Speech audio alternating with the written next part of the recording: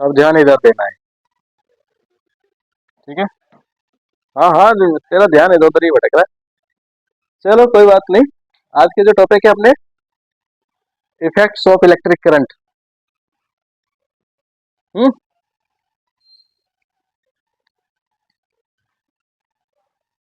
कोई भी इंसान, कोई भी लड़का एक अपनी लाइफ से जोड़ के देख लो। कोई भी, जब वो अपने माँ बाप के सामने होता है, अपने परिवार में होता है, तो वो अलग तरह का इफेक्ट छोड़ता है। क्योंकि जैसे एक आज्ञाकारी पुत्र है, अच्छा भाई है ना, डिसेंट बन के रहेगा। कोई उसे डांट भी देगा, मम्मी डांट देगी, पापा डांट देंगे, तो वो सुन लेगा। वही जब अपने परिवार में होता है, जहाँ पर उसके खुद के बच्चे हैं, तो वहां पर वो स्ट्रिक्ट होता है। वही बंदा बारात में चला जाए और बाराती बन जाए दोस्तों के साथ, तो क्या होता है? फिर अलग ही है वो। फिर मजे में, फिर तो है ना, फिर कोई बीवी बच्चे नहीं, कोई मम्मी पापा नहीं, फिर तो खाओ पियो ऐश मौज करो सारी, जितनी भी एंजॉय करने में एंजॉय करता है। वही बंदा अपनी ड्यूटी पे चला जाए, अगर वो आर्मी में है, तो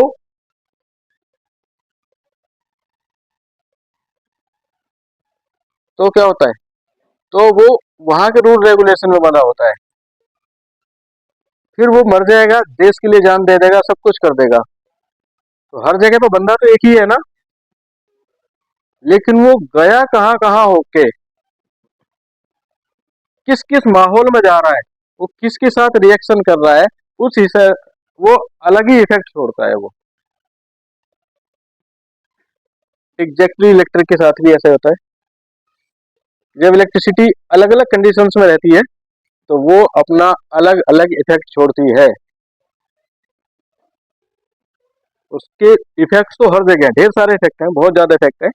लेकिन ये कुछ गिने चुने इफेक्ट हैं जो हमारे मेन मेन इफेक्ट है, जिनमें से एक हो गया ये लाइटिंग इफेक्ट हो गया, मैग्नेटिक इफेक्ट हो गया, केमिकल इफेक्ट, और एक फिजिकल इफेक्ट।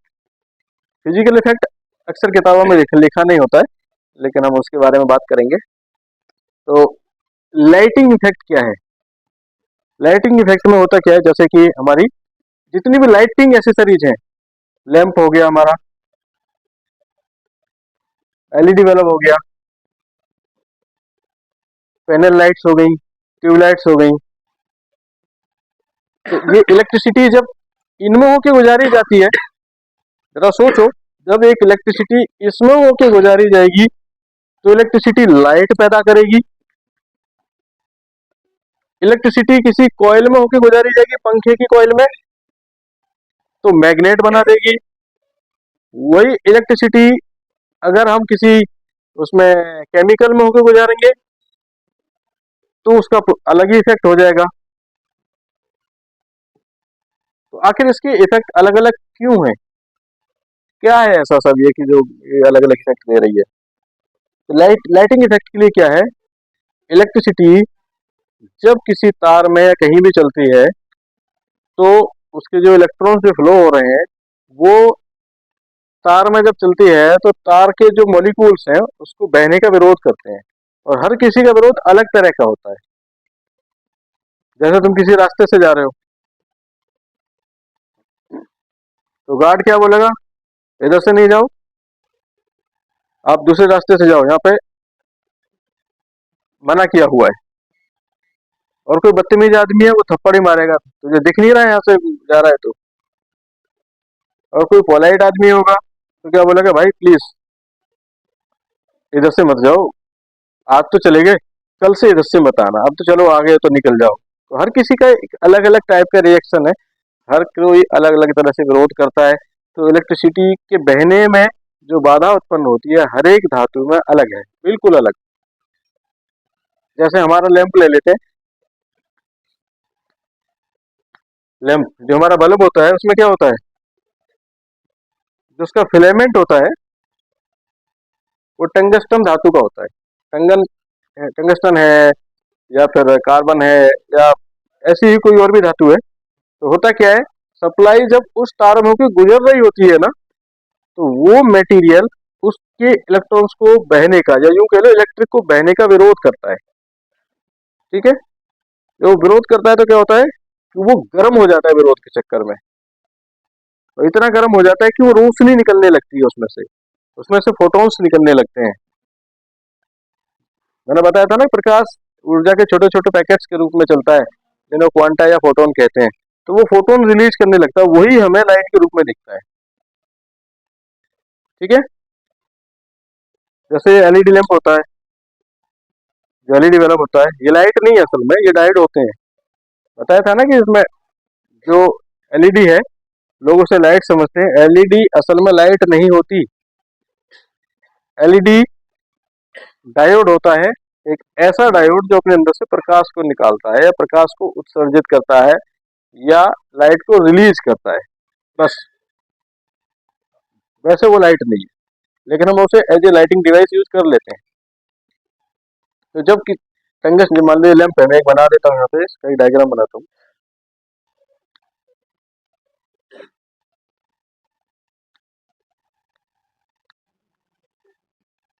ऐसे करके दो तार जा रहे होते हैं, और यहाँ पे ना इतना हिस्सा इसका फिलामेंट होता है। ठीक है, स्प्रिंग नहीं, स्प्रिंग नुमाए है तो इसलिए इसको क्या देते हैं, ये जो हिस्सा है ये फिलामेंट है इसका, ये टंगस्टन धातु का है। इलेक्ट्रिसिटी जैसे ही यहाँ से बहती है इसमें, तो यहाँ तक तो कोई प्रॉब्लम नहीं है इसमें, लेकिन इतना जो हिस्सा है इसका, ये जो हिस्सा है इतना, ये हिस्सा, ये इलेक्ट्रिसिटी के बहने का विरोध करता है। ठीक है, ये बहने नहीं देता। उस टकराहट के चक्कर में क्या होता है कि यहाँ पे हीटिंग उत्पन्न हो जाती है, गर्म हो जाता है, और इतना गर्म हो जाता है, इतना गर्म हो जाता है कि ये रोशनी देने लगता है, चमकने लगता है। तो इलेक्ट्रिसिटी का ये जो इफेक्ट है, ये हमारा लाइटिंग इफेक्ट कहलाता है। हर वो जगह जहां पर इलेक्ट्रिसिटी के बहने में रुकावट पैदा हो और वो लाइट पैदा करने लगे, चाहे वो हीटिंग की वजह से, या डायोड में इलेक्ट्रॉन्स, मतलब डायोड की वर्किंग दूसरी अलग तरह की है, वो जब टॉपिक आएगा तो बताएंगे पूरा, है ना। इलेक्ट्रॉनिक्स का अपने यहाँ पे पूरा चैप्टर है, तो वहाँ पे डायोड बताएंगे, डायोड का पूरा डिसेक्शन करके बताएंगे, डायोड में असल में है वो क्या होता क्या है, उसमें कैथोड कहाँ है, एनोड कहाँ है, सेमीकंडक्टर कहाँ है, क्या है, तो वो कैसे करके वो काम करता है, वो पूरा हम वहाँ बताएंगे। फिलहाल इतना मान लो कि वहां से भी लाइट ही निकलती है। तो ये जो इफेक्ट है, ये इलेक्ट्रिसिटी का लाइटिंग इफेक्ट कहलाता है। क्लियर? ठीक है। दूसरा है मैग्नेटिक इफेक्ट। मैग्नेटिक इफेक्ट में क्या होता है, मैंने कुछ दिनों पहले तुम्हें बताया था, ध्यान हो तुम्हें, कि एक अगर कोई तार हो, कोई भी तार हो, और उसमें सप्लाई ऐसे जा रही हो, तो मैंने एक थंब रूल बताया था ना, ऐसे करके अगर इसको पकड़ेंगे तो इसके चारों तरफ एक मैग्नेटिक फील्ड बनेगा, इधर की तरफ। ठीक है, मान लो जैसे कि ये तार है, हमारे पास में तार का टुकड़ा है,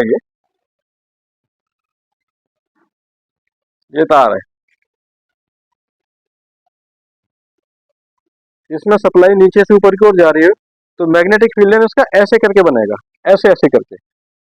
अगर आप कंपास लगा के देखोगे तो जो उसकी जो मैग्नेटिक डायरेक्शन है वो ऐसे करके आएगी। ठीक है, क्योंकि मैंने उसको ऐसे पकड़ा था, अंगूठा क्या दिखा रहा है, करंट के बहने की दिशा, और फिंगर्स क्या बता रही हैं, मैग्नेटिक फील्ड की दिशा।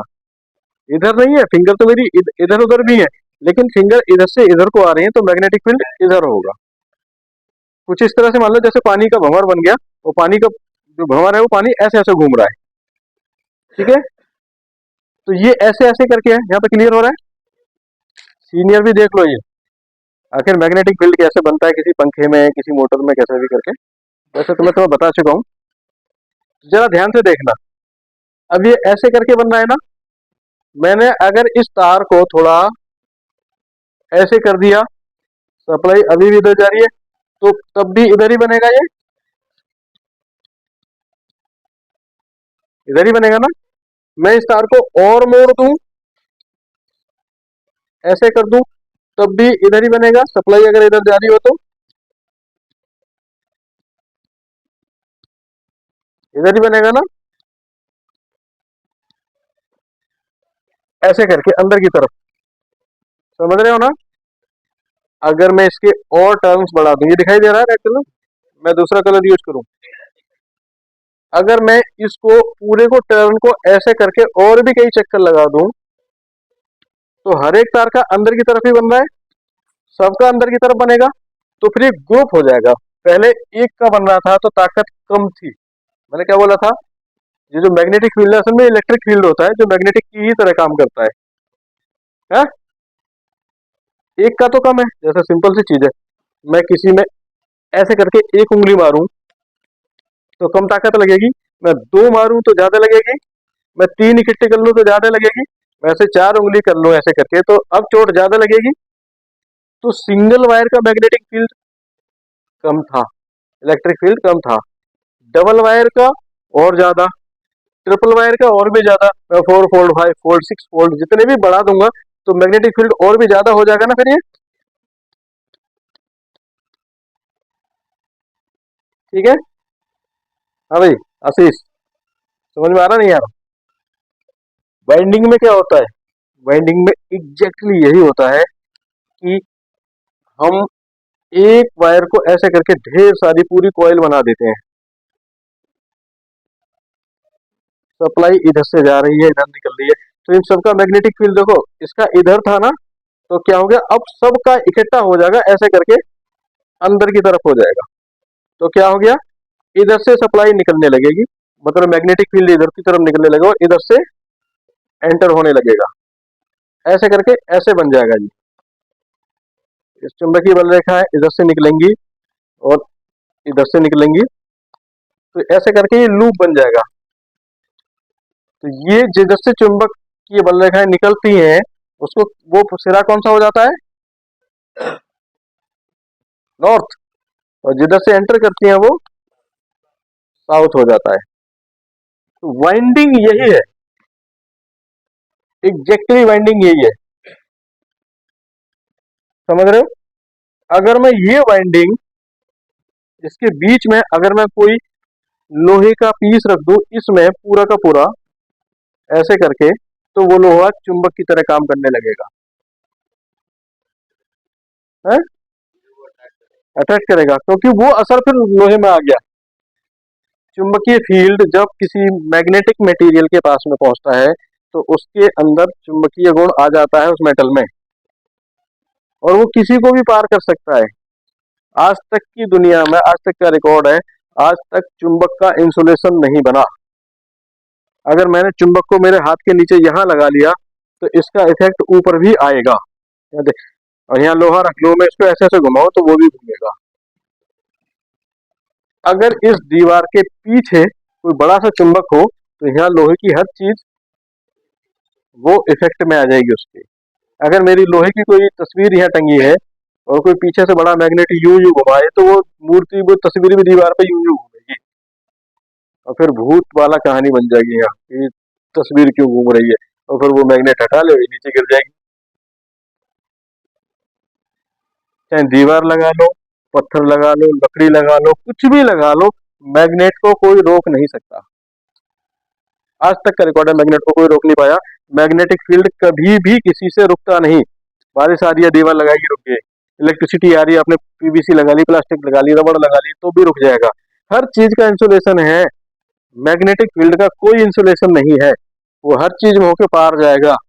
और यही वजह है कि हमारा ब्रह्मांड में मैग्नेटिक फील्ड की वजह से ही सारे ग्रह नक्षत्र प्लानेट ये सब एक दूसरे के अट्रैक्शन में ही अटके हैं, इतना दूर होते हुए भी। चांद हमारे तरफ, धरती के आसपास, धरती के ही चारों तरफ क्यों घूम रहा है, वो दूसरी तरफ क्यों नहीं चला गया? वो भी धरती के ग्रेविटी फील्ड में है। जब इलेक्ट्रिसिटी का बहुत हल्का सा फील्ड होता है उसे इलेक्ट्रिक फील्ड बोलते हैं। जब वो बड़ा सा रूप धारण कर ले, उसका अमाउंट ज्यादा बढ़ जाए तो उसे मैग्नेटिक फील्ड कहते हैं। अगर वही चीज बहुत बड़े अमाउंट में आ जाए, इतने बड़े अमाउंट में कि हम उसे करीब करीब मेजर ना कर पाए, हम उसे नाप ही ना पाए, तो उसे फिर हम लोग ग्रेविटी कहते हैं, गुरुत्वाकर्षण शक्ति कहते हैं। धरती की तो खैर नापी जा चुकी है, मालूम है कितनी है? हम्म 10 किलोमीटर।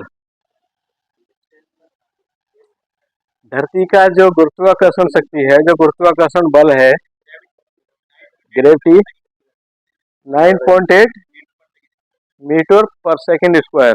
इन्होंने बोला 9.8 मीटर पर सेकंड स्क्वायर। इसका मतलब क्या है?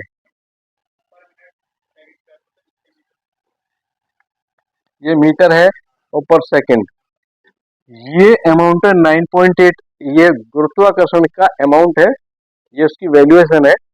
1 मीटर जमीन पे 1 बाई 1 मीटर का दायरा हो, ठीक है, हम जमीन पे कोई सा भी हिस्सा ले लें 1 मीटर का, 1 मीटर लंबाई, 1 मीटर चौड़ाई, ऐसे करके उस पे जो दबाव पड़ रहा है या खिंचाव पड़ रहा है पर सेकंड 9.8 का पड़ रहा है। ये सवाल मैं तुम्हारे लिए छोड़ रहा हूँ, अगली क्लास में हम लोग इसको डिस्क्लोज करेंगे।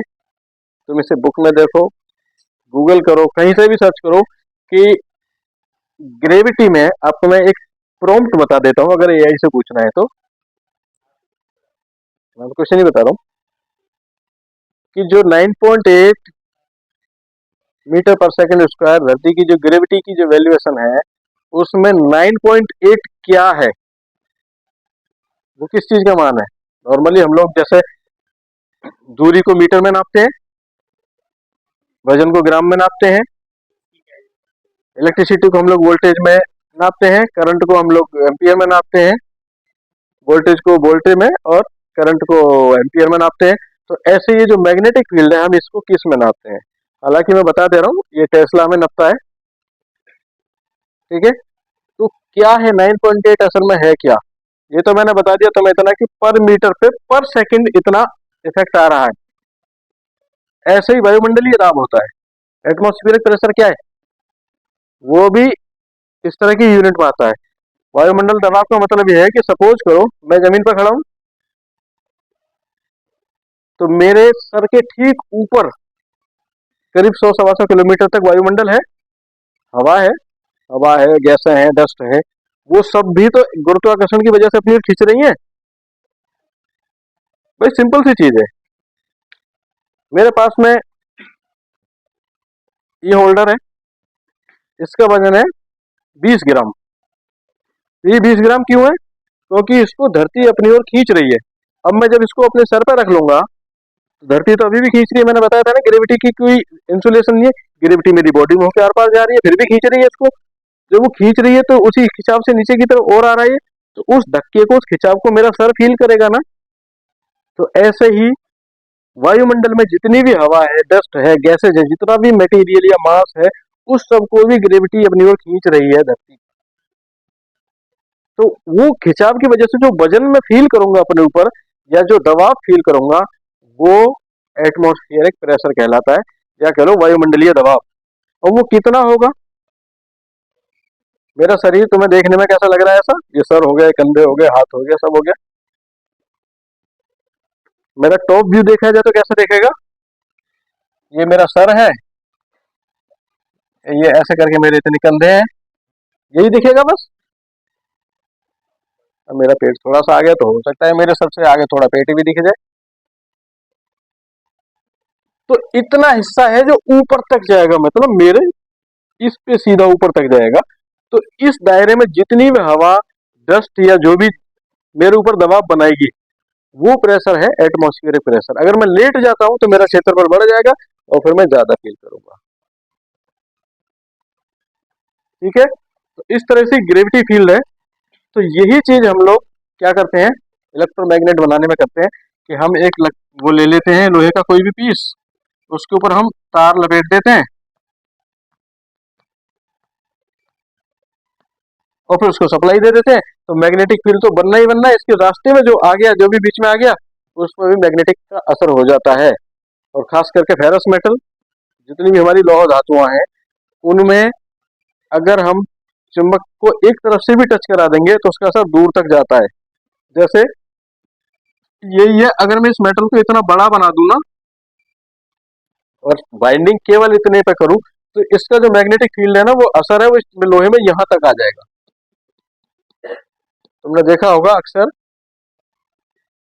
जो मैकेनिक होते हैं इलेक्ट्रॉनिक में, टीवी ठीक करना है, रेडियो ठीक करना है या कुछ और ठीक करना है, तो उसमें पीसीबी के अंदर, उसकी बॉडी के अंदर जो सर्किट है, पीसीबी लगी हुई है, वो बहुत कंजेस्टेड होता है, क्योंकि उन्हें कम से कम जगह में ज़्यादा से ज़्यादा आइटम रखने होते हैं, कॉम्पैक्ट बनाना होता है उसे। तो उसमें क्या होता है, कई बार खोल रहे हैं स्क्रू ड्राइवर से, नच स्क्रू खोलने में गलती से गिर जाता है उसमें, तो फिर उसको उठाने में ना तो उंगली जा पा रही है, उसको उल्टा कर नहीं सक रहे हैं, तो क्या करते हैं, जो हमारा जो स्क्रू ड्राइवर होता है उसके ऊपर की तरफ मैग्नेट चिपका लेते हैं, फिर वो उस पूरे में असर आ जाता है। जैसे मेरा ये पेच कैसा है, ठीक है, मैं इससे कुछ भी खोल रहा हूँ कहीं भी, मैं अगर यहाँ पे एक छोटा सा चुंबक चिपका दूंगा तो इसका असर यहाँ तक चला जाएगा। अब जो भी स्क्रू कहीं गिर गया तो मैं उसको यहाँ से टच करके उठा लूंगा, क्योंकि इसका असर यहाँ तक पहुंच रहा है। तो ये जितनी फेरस मेटल है उनमें आगे तक पहुंचता है। तो इलेक्ट्रिसिटी का ये जो इफेक्ट है, किसी भी मेटल में चुंबकीय गुण पैदा कर देना, या अपनी वाइंडिंग या अपने टर्न्स के चारों तरफ एक चुंबकीय क्षेत्र पैदा कर देना, इलेक्ट्रिसिटी का ये जो इफेक्ट है, मैग्नेटिक इफेक्ट कहलाता है। क्लियर है? ओके। नेक्स्ट है अपना केमिकल इफेक्ट। क्या हो गया? हुआ क्या? पैसे कमाने के लिए थोड़ी कर रहे हैं, तो अपना बच्चों के लिए, जो बच्चे आज क्लास में नहीं आए हैं वो भी देख लेंगे, तो उन्हें लेफ्ट हो रहा है उनसे टॉपिक जो छूट रहा है वो उसे देख लेंगे, थोड़ा आइडिया लग जाएगा। फिर उनके कोई सवाल होंगे तो उसके जवाब मैं दे दूंगा, तो बस ये उसके लिए और कुछ नहीं है। तो कुछ भी और भी आ रहा है तो आने दो, नो प्रॉब्लम। तो एक कैमरामैन अपना थक गया है, हाथ हाथ धोले, पानी वानी पी ले। ठीक है, कोई बात नहीं। तेरा हाथ फिर भी थक गया, तेरे हाथ में यार कई चीजें ये बंधी हुई हैं, कलावे बंधे हुए हैं देवी जी का, और भी जाने क्या क्या है, तो हाथों में शक्ति होनी चाहिए ना। देवी माँ भी कुछ नहीं कर पा रही है, हाथ थक रहा है फिर भी। नेक्स्ट है अपना केमिकल इफेक्ट। केमिकल इफेक्ट क्या है? अगर इलेक्ट्रिसिटी को किसी केमिकल के अंदर से गुजारा जाए तो वहां पर भी अपना वो इफेक्ट छोड़ती है। हमने वो पढ़ा था कि किसी अल्टरनेटर में या जनरेटर में इलेक्ट्रिसिटी पैदा होती है तो क्या होता है, इलेक्ट्रिसिटी ऐसे ऐसे नहीं चलती, इलेक्ट्रिसिटी ऐसे ऐसे ऐसे चलती है। इलेक्ट्रिसिटी आ गई, रुक गई, क्योंकि जीरो, फिर चल गई, फिर जीरो, इलेक्ट्रॉन्स आगे बढ़े, रुक गए, फिर बढ़े, रुक गए, बढ़े, रुक गए, क्योंकि वो झटका है, और एक सेकंड में ये घटना 50 बार हो रही है, तो उसकी फ्रीक्वेंसी 50 बार है। तो जब इलेक्ट्रिसिटी ऐसे चलेगी तो क्या होगा, जरा सोचो। आपने एक बर्तन ले लिया, उसमें दही ले ली, दही में आपने हाथ अपना यूं डाला और यूं यूं यूं करने लगे, तो क्या होगा? सही जवाब। अपनी वाली बात कह दी तूने यार। ये कह रहा है कि वो दही गंदा हो जाएगा, तो वो तेरे हाथ गंदे रहते होंगे ना, दही फट जाएगा। दही असल में होता क्या है, दही में बटर जो होता है, जो फैट होता है, वो उसके मॉलिक्यूल्स के साथ चिपका होता है। तो जैसे ही हम उसको झटके मारते हैं, ऐसे करके हिलाते हैं, तो वो अलग हो जाता है। तो छाछ अलग हो जाता है और फैट अलग हो जाता है, जो जो जिसे हम लोग मक्खन कहते हैं, मक्खन अलग हो जाता है ना। ऐसा क्यों हुआ? क्योंकि हमने उसमें झटके दिए, उसे हिलाया। इनर्सिया में यही होता है, जड़त्व तो यही तो होता है। पेड़ है, उस पर फल लटका हुआ है ना, और हमने क्या किया, पेड़ को यूं हिला दिया, तो पेड़, ये हमारी टहनी हिली, फल यूं हो गया, तो अगर डंठल कमजोर है तो वो टूट जाएगा, गिर जाएगा। मेरे हाथ में ये है फिलहाल, दोनों ही ये स्थिर अवस्था में है?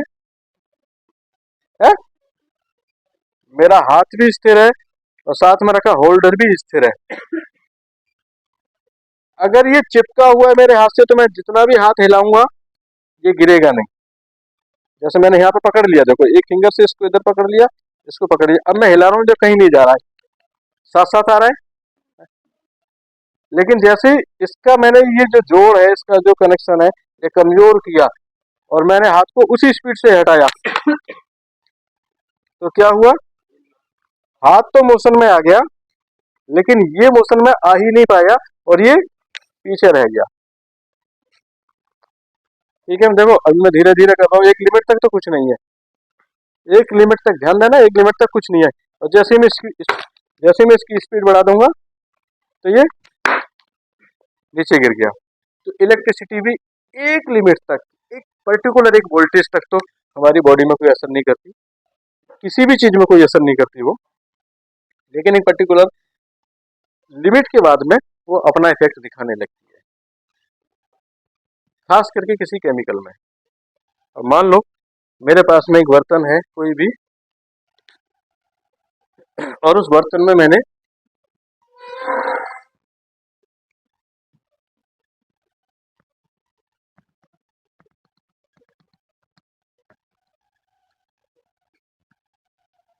कोई केमिकल भरा हुआ है,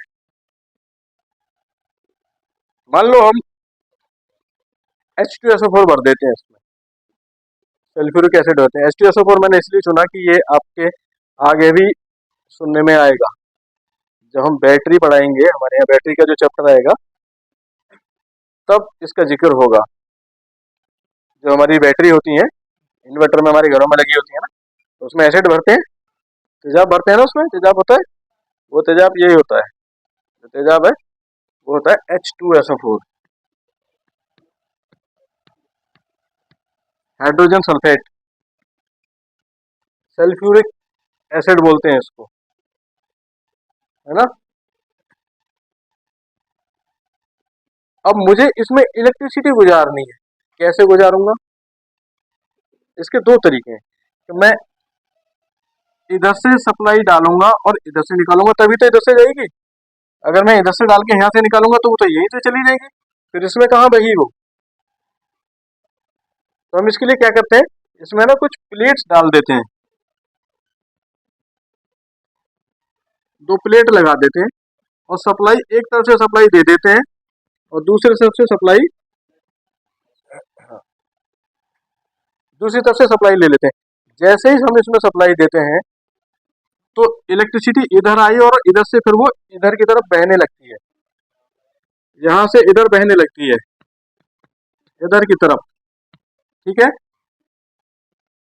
समझ रहे हो, कौन सा नेगेटिव है, कौन सा पॉजिटिव है, कौन सा फेस है, कौन सा न्यूट्रल है, ये सब आपको हम बैटरी वाले चैप्टर में पढ़ाएंगे, लेकिन फिलहाल हमें सिर्फ इफेक्ट को देखना है। तो बस इतना समझ लो कि इलेक्ट्रिसिटी एक इलेक्ट्रोड से दूसरे इलेक्ट्रोड में जाएगी। ये जो दो हमने प्लेटें डाली हैं इनको इलेक्ट्रोड कहते हैं, ठीक है, और ये जो मटेरियल है इसको हम लोग इलेक्ट्रोलाइट कर लेते हैं। तो देखो सप्लाई इधर से आई, इधर जाने लग रही है, तो जब ये जाती है ना, जब ये जाती है तो क्या होता है कि इसमें एक प्लेट पॉजिटिव हो जाती है, एक नेगेटिव हो जाती है। मान लो ये हमारी पॉजिटिव हो गई और ये नेगेटिव है, ठीक है। और ये जैसे हमने दही को तोड़ दिया था ना अपने हिस्सों में, ऐसे ही H2SO4 तोड़ टूट जाता है। तो होता क्या है, H2 अलग हो जाती है और SO4 अलग हो जाता है। SO4 माइनस का है, इसकी जो प्रकृति है माइनस है, नेगेटिव है, नकारात्मक है। तो ये क्या करता है, इस पे आके चिपक जाता है, इस वाली प्लेट पे। नेगेटिव पॉजिटिव पे आके चिपक जाएगा और जो पॉजिटिव है नेगेटिव पे जाके चिपक जाएगा। और ये चूंकि H2 गैस है तो गैस के बुलबुले चिपक जाते हैं, बाकी ये मटेरियल इधर आ जाता है। तो इसकी जगह पे अगर मैं एक दूसरा मटेरियल यूज कर लूँ, सपोज करो मैं AgI कर लेता हूँ। AgI क्या होता है, सिल्वर आयोडाइड,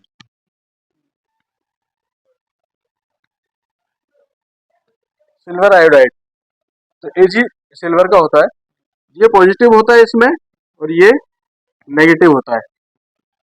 तो यहाँ पे क्या होगा, सिल्वर अलग हो जाएगा, Ag आयोडीन अलग हो जाएगा।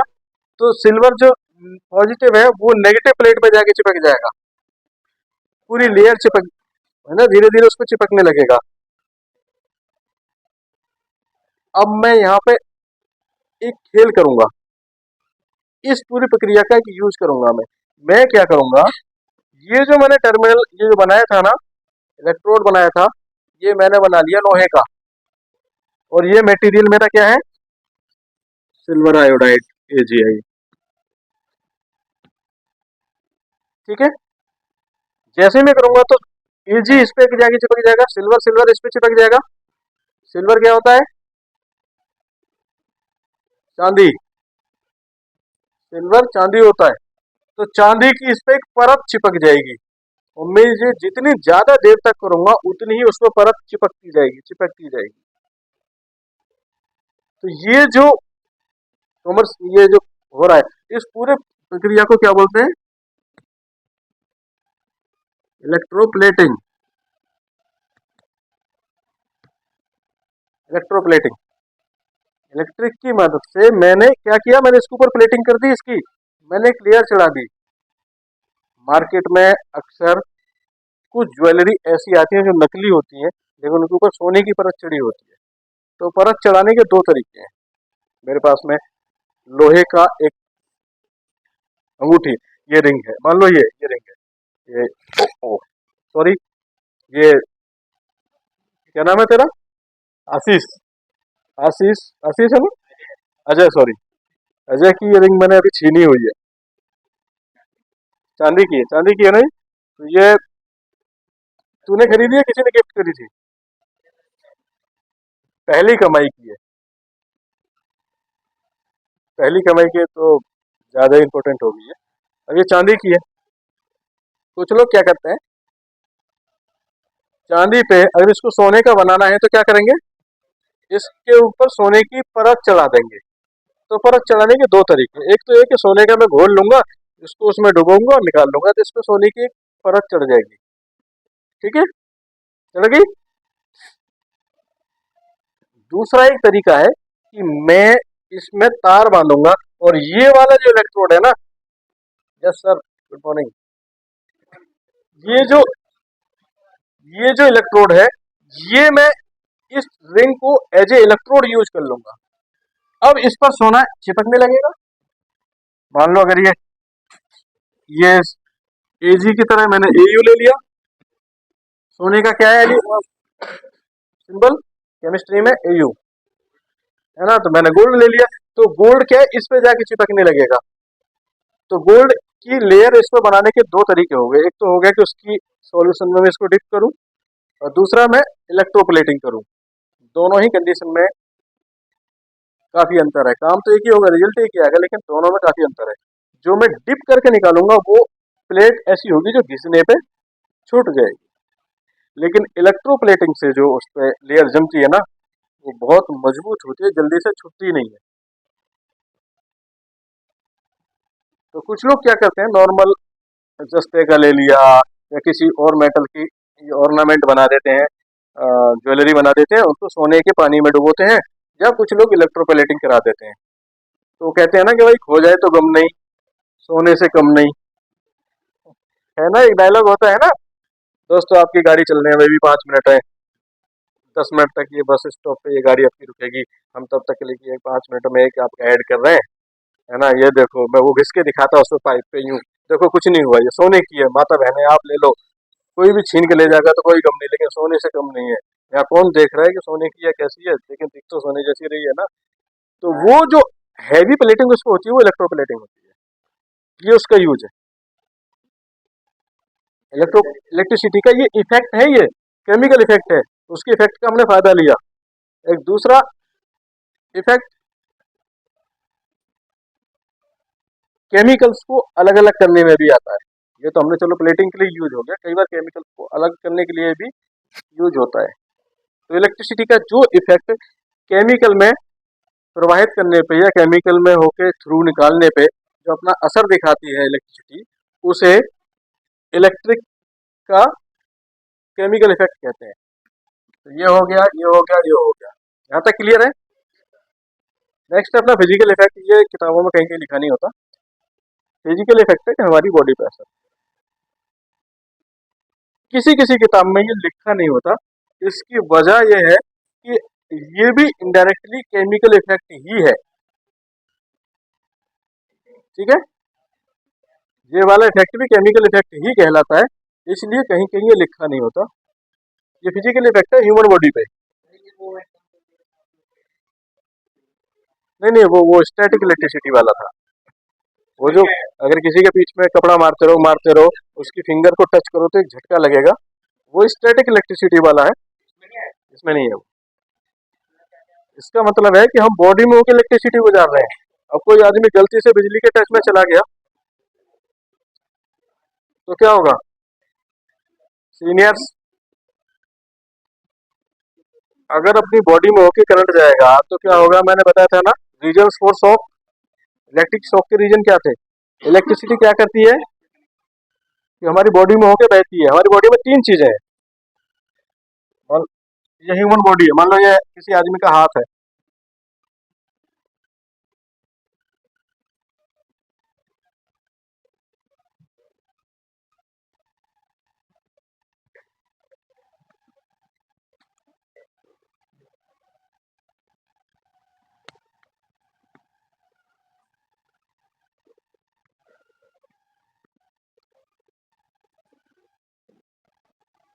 ठीक है, ये हाथ है, इसमें है क्या,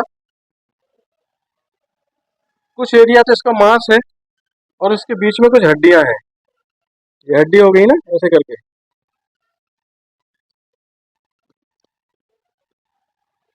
यहाँ पे दो हड्डी होती हैं, हाथ में दो हड्डी होती है ना, रेडियो अल्ना। उन हड्डियों को क्या बोलते हैं? Radio ulna. दोनों को मिला के रेडियो अल्ना बोलते हैं।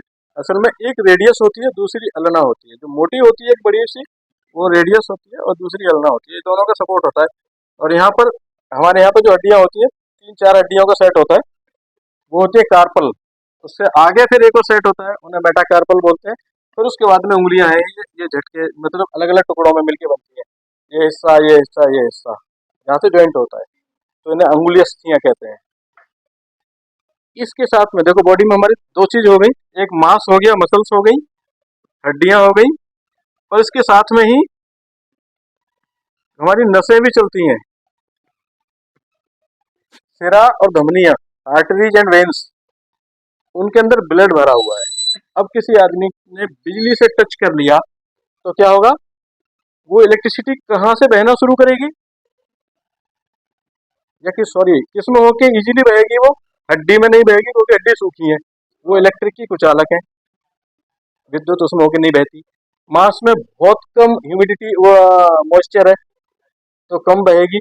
जो ब्लड है वो पूरा का पूरा कोलाइडी सॉल्यूशन है, और उसमें इलेक्ट्रिसिटी बहुत ज्यादा जल्दी से बहेगी। इस रास्ते में पूरे में पानी भरा हुआ है, ठीक है, पूरे में भरा हुआ है। आपको जाना है उस कोने में, लेकिन इधर कुछ मैंने ईंट पत्थर डाले हुए हैं, तो आप इधर से जाओगे तो पानी में गिरने के चांस है, आप कीचड़ में धंसने के चांस है। आप भले ही घूम के जाओगे, लेकिन टुन पे होके चल के जाओगे, क्योंकि आपके लिए इजी रास्ता वो है। तो इलेक्ट्रिसिटी भी इजी रास्ता ढूंढती है, वो ब्लड में होके बह जाएगी। इलेक्ट्रिसिटी है वो हमारे ब्लड में होके बहेगी, नसों में होके, इनमें होके बहेगी, यहाँ से आई और ऐसे ऐसे करके जाएगी। तो मैं एक नस का एक चित्र बनाता हूँ। मान लो ये नस है, उसमें हमारी ये ब्लड भरा हुआ है, इलेक्ट्रिसिटी इधर से आई और इधर से निकलने लग रही है। ब्लड किससे मिलके बना है हमारा? WBC, RBC और प्लेटलेट्स। दही के साथ में क्या हुआ था, मक्खन और उसका लिक्विड सॉल्यूशन आपस में चिपके हुए थे, लेकिन जैसे ही झटका लगा तो क्या हुआ, वो टूट गए, क्योंकि उनकी बॉन्डिंग्स कमजोर थी। ऐसे ही इसमें होता है, इलेक्ट्रिसिटी जैसे ही ब्लड में होकर चलती है तो क्या है, वो झटके मार रही है यूं। तो WBC, RBC और प्लेटलेट अलग हो जाते हैं बिल्कुल। इवन जो RBC हैं ये वाली, ये इतनी अलग हो जाती है कि ये पूरी सिकुड़ के एक बूंद के रूप में कहीं कोने में चली जाती हैं। और उससे होता क्या है, जो ब्लड है व्हाइट कलर का सा दिखने लगता है, जिसे बोलते हैं कि ब्लड का पानी हो गया, खून का पानी हो गया। अब यहाँ तो इसने ऐसा दिखा दिया, ब्लड को बेकार कर दिया। जो RBC है उनके अंदर एक एलिमेंट होता है हीमोग्लोबिन करके। हीमोग्लोबिन का काम है ऑक्सीजन को पूरी बॉडी में लेके जाना। अब ब्लड दिमाग में पहुंच रहा है लेकिन ऑक्सीजन नहीं जा रही, हीमोग्लोबिन मर चुका है। आपके यहाँ पर हर आदमी आ रहा है, बारात के सारे लोग आ गए, बस दूल्हा नहीं आया है, एक बंदा नहीं आया, तो क्या शादी संपन्न होगी? नहीं होगी। एग्जैक्टली जब ब्रेन में, दिमाग में, शरीर में हर जगह ब्लड पहुंच रहा है लेकिन ऑक्सीजन नहीं पहुंच रही है, तो बॉडी धीरे धीरे धीरे धीरे डाउन हो जाएगी और बंदा मर जाएगा। इसलिए वो ब्लड में जानलेवा हो जाएगा। ठीक है, तो ये काम तो ब्लड में हो रहा है। एक दूसरा काम मसल्स में भी हो रहा है। मैंने तुम्हें बताया था कि हमारे शरीर में दो तरह की क्रियाएं, एक ऐच्छिक क्रिया जो मैं मेरी इच्छा से कर रहा हूँ, मैं वहां से चल के इधर आ गया, तो मैंने यहाँ हाथ रख लिए, मैंने ऐसे हाथ रख लिए, ये मेरी ऐच्छिक क्रिया है। लेकिन अगर अचानक से कोई मेरे पीछे से बिना बताए सुई चुभो दे, तो मैं अचानक से मेरा हाथ आ जाएगा, मैंने यहाँ मच्छर काट लिया तो मेरा हाथ यूं चला जाएगा, वो मेरी इच्छा के विरुद्ध हुआ है, वो अनैच्छिक क्रिया है। वो मसल्स खुद से डिसीजन ले लेती हैं, जो सेल्स होते हैं वो खुद से डिसीजन लेते हैं। हर एक सेल की अपनी एक अलग पूरी सेटअप है। इवन हर एक सेल का अपना एक एनर्जी भी है। हमारी बॉडी को एनर्जी बहुत इधर उधर से मिलती है, लेकिन एक सेल अपने अंदर भी एनर्जी पैदा करता है। एक छोटा सा एक बिजली घर होता है हर एक सेल के अंदर, उसे माइटोकॉन्ड्रिया बोलते हैं। तो ऐसे ही हर एक सेल एक डोमेस्टिक लेवल पे अपना डिसीजन भी लेता है, और वो डिसीजन क्या है, वो होता है मसल्स में। इलेक्ट्रिसिटी मसल्स में भी तो जा रही थी, लेकिन कम जा रही थी। क्यों? क्योंकि इसमें मॉइस्चर कम था। लेकिन वहां पर जैसे ही इलेक्ट्रिसिटी जाती है तो मसल्स क्या सिकुड़ जाती हैं, आंतों में जाती है, आंतें सिकुड़ जाती हैं। हार्ट भी मसल्स से बना हुआ है, हार्ट भी सिकुड़ जाता है। तो ऐसे करके जब वो ऐसे ऐसे पंप कर रहा था ब्लड को, और अचानक से वो उसकी मसल्स जाम हो गई हैं उद्दीपनशीलता की वजह से, तो वो बंद हो गया, ब्लड ही पंप नहीं हो रहा, तो बंदा वैसे ही मर गया। हार्ट बीट रुक गई तो मर गया, ब्रेन में वैसे नहीं पहुंच रहा, वो सप्लाई रुक गई, तो बाकी सारे के सारे काम, तो बॉडी अकड़ जाती है। ये फिजिकल इफेक्ट क्या है? हुआ तो केमिकली बेस पे ही है, पूरा का पूरा केमिकल इफेक्ट ही है ये, लेकिन फिजिकल में हमारी बॉडी में हो रहा है। तो क्या हो गया, जैसे ही करंट आया तो वो अकड़ जाएगा आदमी यूं। जुबान से ही कुछ बोलना चाहता है, जीभ हमारी मसल्स की बनी हुई है, कुछ मसल जीभ भी वही हो गई है, वो कुछ नहीं बोल पा रहा है, तो बॉडी अकड़ जाएगी, आंतें सिकुड़ जाएंगी, इठने लगेगा शरीर, यूं हो जाएगा। तो ये जो इफेक्ट है इलेक्ट्रिसिटी का हमारी ह्यूमन बॉडी में, इसे हम लोग फिजिकल इफेक्ट कहते हैं। ठीक है, तो हम एक रिकैप कर लेते हैं। यहाँ तक क्लियर है सबका? कोई सवाल? रामजीवन? हाँ रामजीवन, हाँ मुझे याद है, देख लियो। एक मीनिंग रोज का है तेरा, देख ले पक्का। मंडे तो छुट्टी मार देगा यार। चल ठीक, चलो देखेंगे। लाइटिंग इफेक्ट इलेक्ट्रिसिटी का वह इफेक्ट जो लाइट पैदा करता है, इसको light effect. Magnetic effect electricity की वजह से जो चुंबकीय असर पैदा होने लगता है, चुंबकीय प्रभाव पैदा होने लगता है, उसे हम लोग मैग्नेटिक इफेक्ट कहते हैं या चुंबकीय प्रभाव कहते हैं। केमिकल इफेक्ट इलेक्ट्रिसिटी को किसी लिक्विड में या किसी केमिकल में गुजारते हैं, तो वो अपना जो असर छोड़ता है वहां पे, उसकी वजह से जो उसके अपने अवयवों में टूट जाता है, घटकों में टूट जाता है, अपने पार्ट्स में अलग अलग हो जाता है, that call chemical effect. And electricity का जो ह्यूमन बॉडी पे फिजिकली जो असर पड़ता है, दैट कॉल फिजिकल इफेक्ट। इसमें अगर किसी का कोई सवाल है तो पूछ सकता है।